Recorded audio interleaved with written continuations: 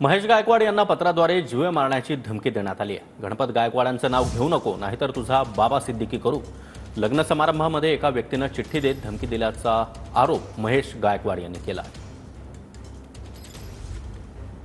काय सांगाल, तुम्हाला पत्र देऊन या ठिकाणी धमकी देण्यात आलेली आहे, बाबा सिद्दीकी तुमचा करणार अशा प्रकारची धमकी आहे। ही धमकी कोणी दिली आहे, कशा प्रकारे दिली आहे आणि काय तुमचा आरोप आहे? मी अमरनाथ या ठिकाणी एका लग्न समारंभामध्ये असताना एका इसमने माझ्या हातामध्ये पत्र दिलं आणि ते पत्र उघडल्यानंतर कळालं की जीवे मारायची धमकी दिली। 1 महिन्याच्या आतमध्ये तेरा बाबा सिद्दीकी करेंगे असं त्याच्यामध्ये लिहिलेलं आहे। म्हणजे ह्याच्यामध्ये वैभव गायकवाड, गणपत गायकवाडचा उल्लेख केलेला आहे।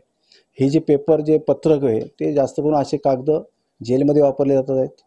मला ह्याच्या अगोदरसुद्धा फेसबुकवरती धमकी आली होती। त्या इसमाला उचललं होतं, पोलिसांनी अटक केली होती आणि अटक केल्यानंतर त्याला त्या ठिकाणी अनेक भाजपाचे कार्यकर्ते तिकडे जाऊन भेटत होते आणि पोलिसांनी त्याला सोडून दिलं आणि मी जाब विचारल्यानंतर मला सांगितलं की तो नशेमध्ये त्याने केलं आणि आता पण तसाच प्रकारे मी गुन्हा दाखल केलेला आहे। त्याला अटक करतील आणि असंच काहीतरी कारण देतील।